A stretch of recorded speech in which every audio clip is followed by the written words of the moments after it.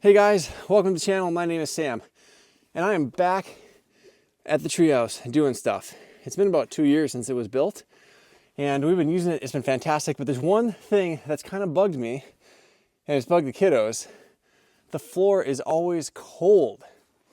So I am back out here. I'm gonna grab a bunch of measurements, and then we're gonna insulate this floor.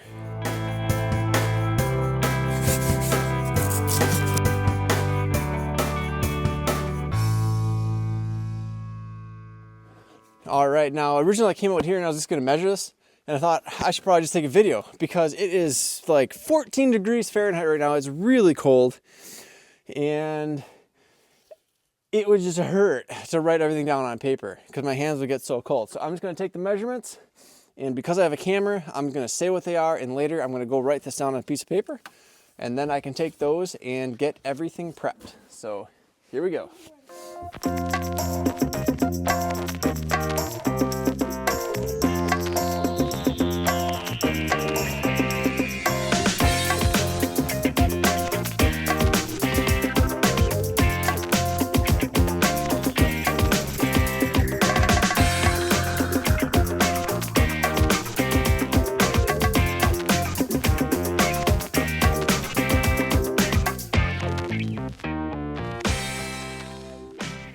Just printed out this diagram from when I built the treehouse and labeled all of the sections 1 through 18.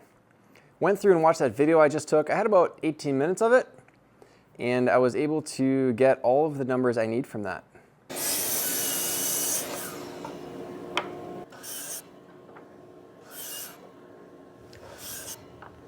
These 2x4s are going to become 2x2s, and these will be used to hold in the styrofoam. Using a cutoff, I'm finding the center of the board so I can rip these right down the middle.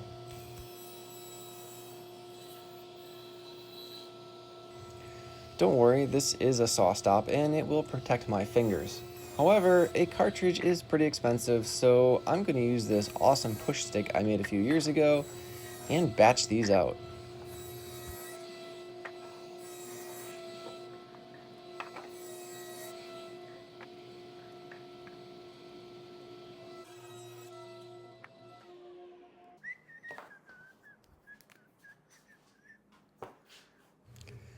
Now, there are a bunch of ways to cut styrofoam. I have a track saw, and what is wonderful about a track saw is that it cuts a perfectly straight line, it glides smoothly across the surface, and this one happens to have a really good dust collection. And this styrofoam stuff, it sticks to everything.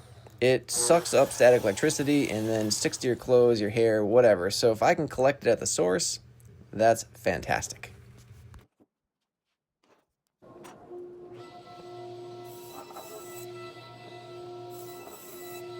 Once the large 4x8 sheets of styrofoam are broken down, I can go back to the table saw, turn on the dust collection, and batch out these smaller pieces. There may have been a way to figure out how to cut these sheets exactly so I don't have any offcuts or odd sizes, but this is much faster. If I have a few blocks that are just a little bit too small, I can tape some blocks to them to get the width that I need.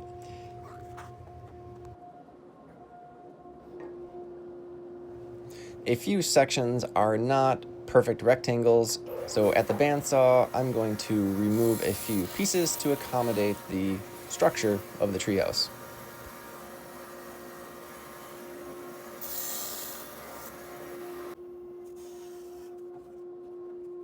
With all of the parts cut and numbered, I double-checked my plans and called it a night. I will be back tomorrow to install everything.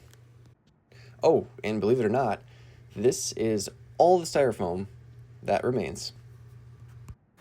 All right, that is everything pre-cut, 80 pieces, ready to go.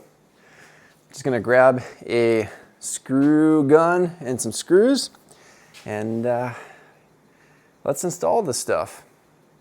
Oh, and by the way, it was -4 degrees Fahrenheit this morning, And right now it is all the way up to 16 degrees Fahrenheit, so not so bad. But still cold enough. This will be one of the few videos where I'm actually wearing pants because it is definitely not shorts weather right now. I got my little key, my little map over there. I think just gonna load up my pockets with some screws.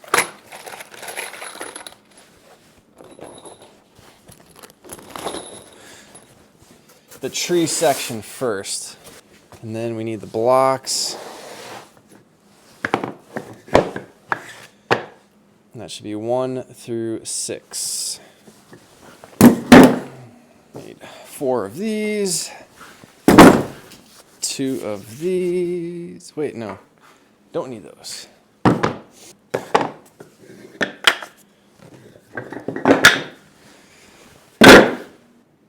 All right, let's do it.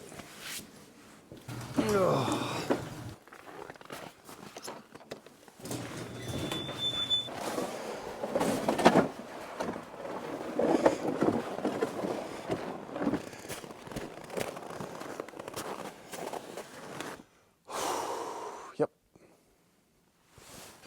I think I'm going to start in here and move my way out. We'll see how long this camera lasts. Last night, the batteries gave up in the microphones because it was so cold. It was like 12 degrees.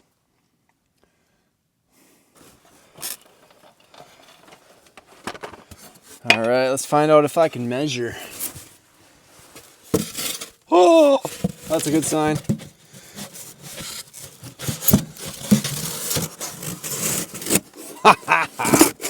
Look at that. That's like I planned that. That's amazing. And then 2 for 2. Oh yeah.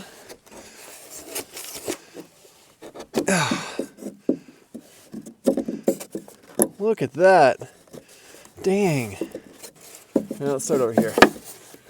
What? That's incredible. It's like I planned that. Oh, I should have started the screw ahead of time. Well, you win some, you lose some. There we go. Get that started this time. Oh, yep, a ye old hand hammer. And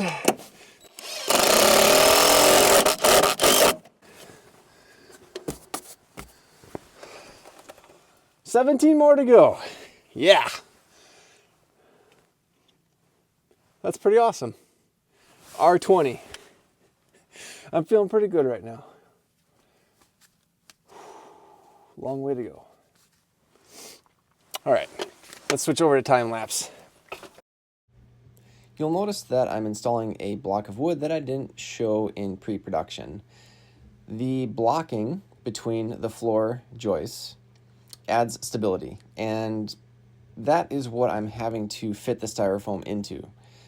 Now, at one end of the treehouse, you'll notice that the blocking is beyond the edge of the floor. So I'm adding some treated blocks in there to make sure that I can fully encase the styrofoam from the elements.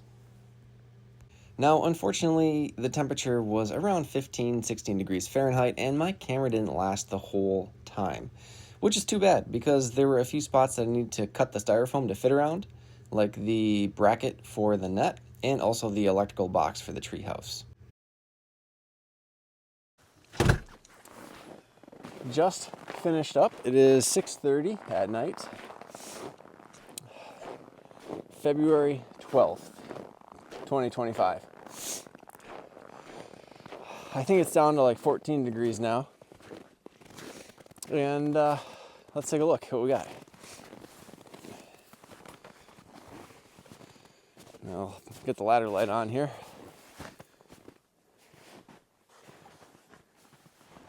Come on. Ah, there we go. Okay. Here's just a quick look. You can see that electrical box was a little tricky, but a little notch got through that. And then there was also, you can kind of see that bracket peeking through for the net. I had to do a little cutting right there. And also, I had to cut that 2x8 to fit. I just used a Forstner bit at the drill press and a chisel. Took about 1.5 minutes, super quick. Nothing like drilling and chiseling. So efficient for notching and cutting out stuff. But anyway, yeah, there we go. I'm super happy. Everything fit really well. I had to use the hand hammer on a few of them, but for the most part, the clearance for between the floor joists averaged about a 32nd of an inch. In some spots, it was up to 1/8 of an inch, and in maybe 3 or 4 spots, it was snug. But yeah, that was a really good fit. The gappiest parts were on the ends of the styrofoam. And that makes sense because when I put those little spacer blocks between the joists, they weren't exactly perfect when it came to their position, which is not all that unexpected. I never really planned on. I thought I could do this, but I never really planned to from the get-go. I left it open, and obviously it worked. So yeah, a little bit of gappiness at the ends. So if you look at the tips or the short ends of the styrofoam, there's a few gaps that are up to 3/8 of an inch, but I figured that's all right. The blocks that are holding in the styrofoam, those little 1.5 by 1.5 blocks, are nice and snug, and they're covering that air gap. So right now, it's actually very tight.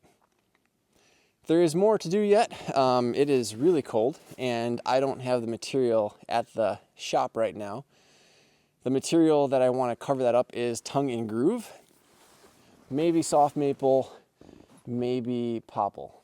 Not 100% sure what I'm going to do, but I will make some tongue and groove, cover up that styrofoam, just to protect it from whatever. It's probably fine, really. It's waterproof insulation. But I want to cover it up because I don't want to look at a little bit of green.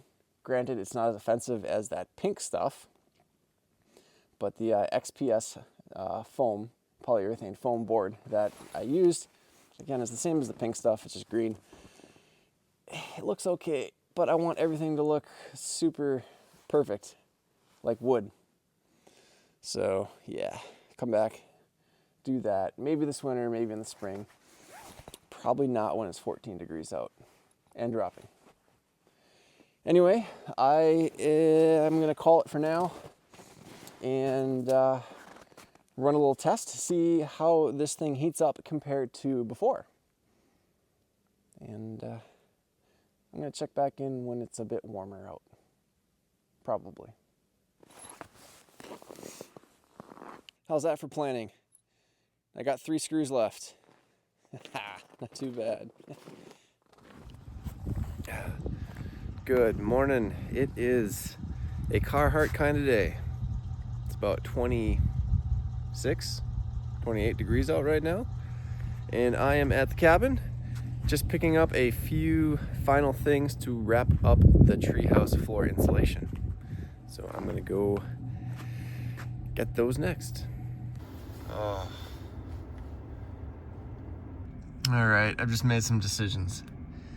Turns out that pile, the yellow, is basswood, and the green on the bottom is popple. I don't feel like unstacking that right now. There's another pile a bit further back that is soft maple. I could get to that one pretty easily, but I've used popple on the treehouse before. I kind of want to use it again. Luckily, I was able to walk around a bit, and I discovered where I took the popple from for the treehouse ceiling, and it's right here. There used to be boards right there. And you can see I took the easy way out last time, and this time I'm gonna have to actually do some work. Well, I forgot my tripod, so luckily there's a tree right there with a big stump.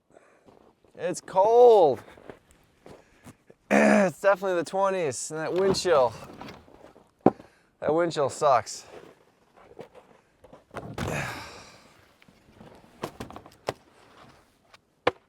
When I was walking around, I noticed we have 6, I believe, piles of lumber.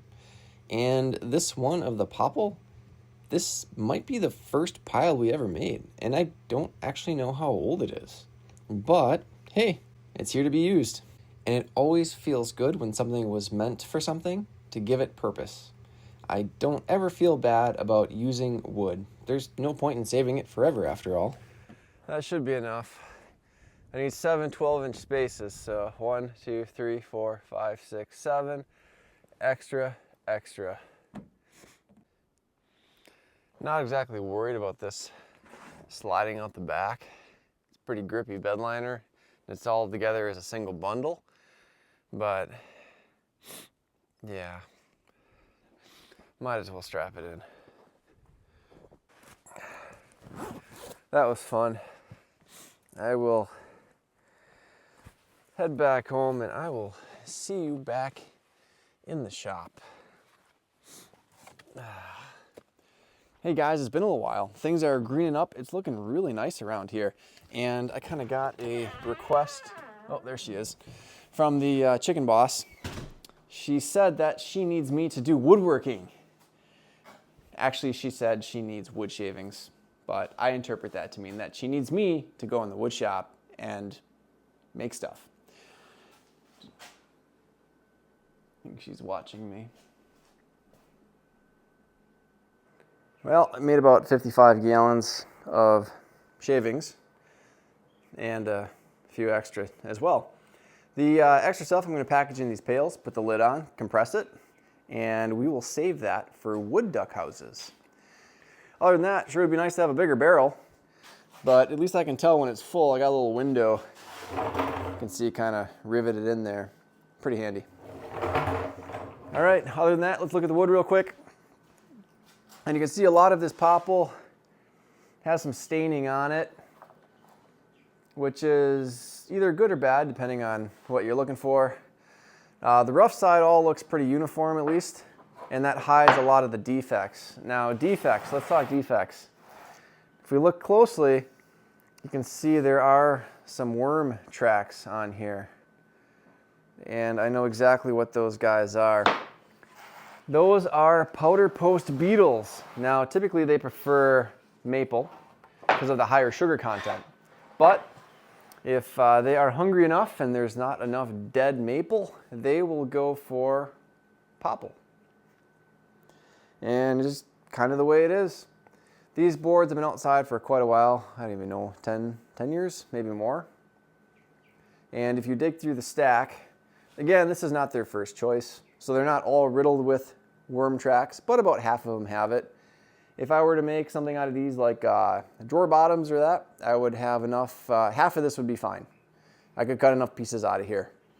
Out of all of these boards, there's probably about 6 that are good all the way through. So it's not a complete loss. But again, this isn't your high quality popple. And again, that makes this perfectly suited for what I'm going to use it for. A little small shop ingenuity right now at the table saw. Check it out. I got clearance right there. Can run, I think, a 9-foot board actually right now, but only needed to do 8 feet or about 100 inches. All right, I just tripped that little guy.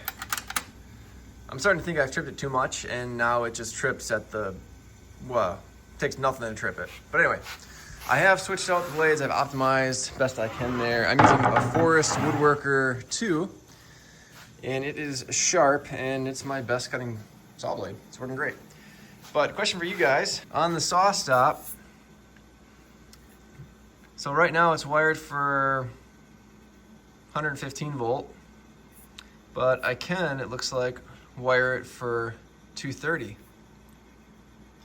If I rewire that and use one of the 230 volt outlets I have in the shop, will that trip less often?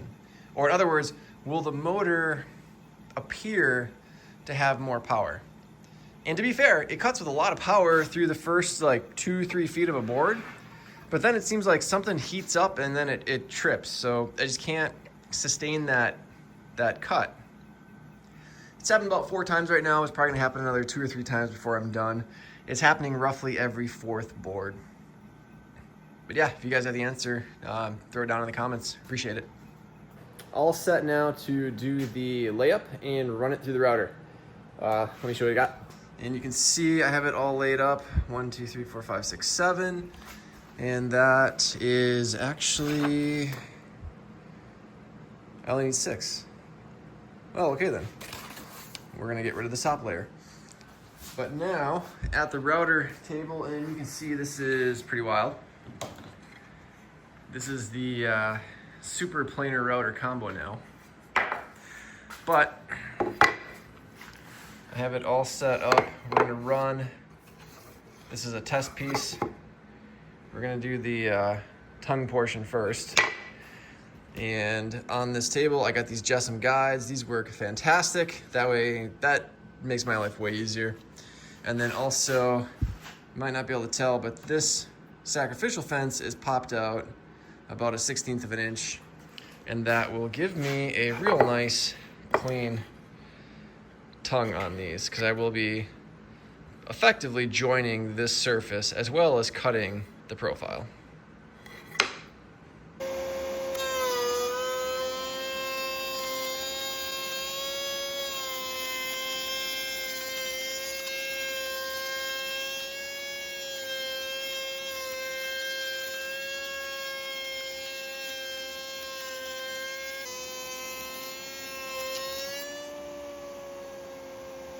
I went up and climbed the ladder and measured the length of all these sections.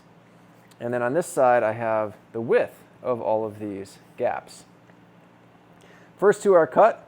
Let me do section C right now. Section C is 1.25 inches. Well, there's a post to fit together.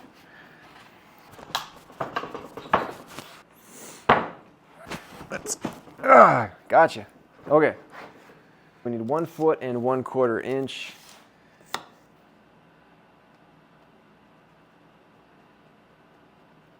Let's transfer that to the end of the board here. I use a little square. This will help set things up at the table saw. We'll line that up. Run a test cut.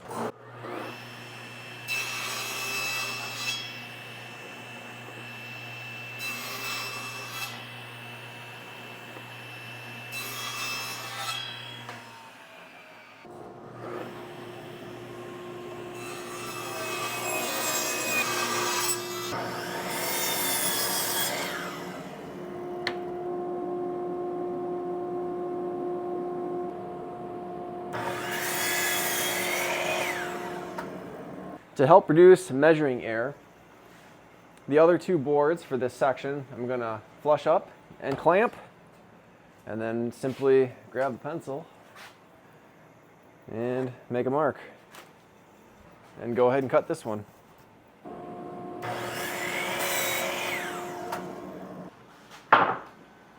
And there we go, halfway done.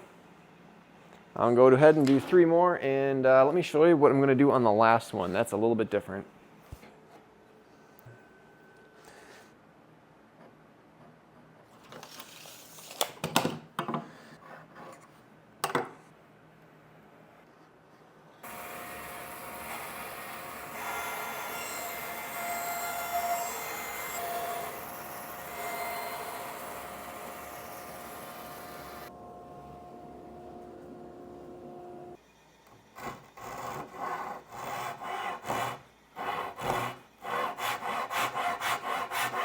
Just gonna get started on the line until I hit my intersecting line, and then I can use it as a guide. And there we go. Now for the paneling going on the underside of the treehouse, I'm just using some leftover sealer that I had in my shop. This is simply, let's see, Woolman raincoat, 1 coat. Well, 1 will probably be enough for this application. and it is oil-based. This is a stiff bristle deck brush. So these are really chunky and stiff. Just gonna clean paneling up a little bit.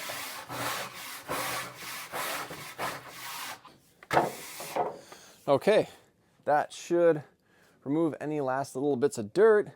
Any little fuzzies that were just barely hanging on should also get knocked off. So we are good to apply some finish. That was a surprisingly good seal. I think I've had this sitting around for like 6 or 7 years, so yeah. This is just a gnarly, cheap brush that helps flood everything on. No need to get fancy. I like this rough sawn. I could have run this through the sander and got it nice and tuned up. Looked real pretty. But again, that would have shown the bug holes, because right now you can't see any of the bug holes. If there were bug holes on a rough sawn surface, you only see one hole going in. Once you sand down through that top layer, those bugs will start to go horizontal through the boards, and now you'll see the tracks. So best thing to hide that is simply to use the wood rough sawn. Then there'll only be one tiny little pinhole where the beetle bores in. Also, this rough sawn is thirsty. It really sucks up the finish. And that means I should only need one coat applied.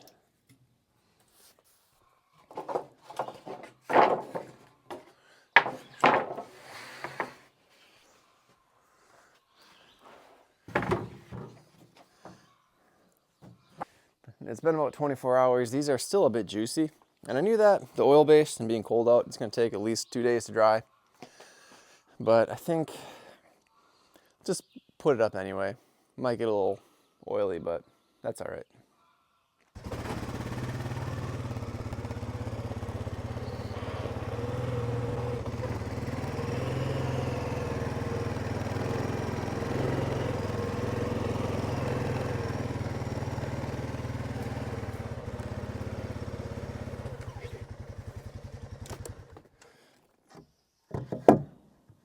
Oh man. Trip number 1 to the garage. Let's see how many more of those I have to do.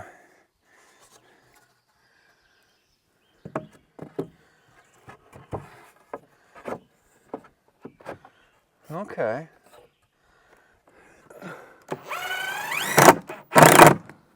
Only 3 trips to the garage for 3 boards. 15 more to go. That first section was a bit tricky, and that's where I ironed out all the kinks. I learned to start with the tongue side first, and then build out from there. Also, that double floor joist took a bit of finessing, and I did make 3 trips to the garage. Now, for the rest of the sections, I only had to make 6 trips to the garage.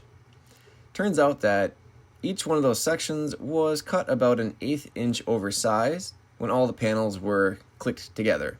And yes, one of them I had to go back and take a little more than an 1/8 inch off. All right, that is a wrap. I think it looks really good. On all of these, I had to make a trip to the shop. The last board put in, so that would be this one right here, had to be trimmed about an 1/8 to 3/16 of an inch. And I knew it would be tight going into this. And I think that was probably the way to go. A little extra work, but ended up being a great fit. Also, to get it to fit, I did do a little back bevel on the joiner. That allowed it to kind of swing in there, and the radius that it swings in, there was enough clearance. Otherwise, it would kind of kick in with the heel here and it get a little tight, and then it would be a real pain. So I did do a little back bevel, and that worked really well. All right, guys. As always, thanks for watching, and until next time. I inspect the treehouse pretty regularly, at least once a year, and check it out. The tree is growing around the boss on the tab, the tree attachment bolt. And if we go up a little bit, look at that one. I wonder why it grows more a bit further up the tree.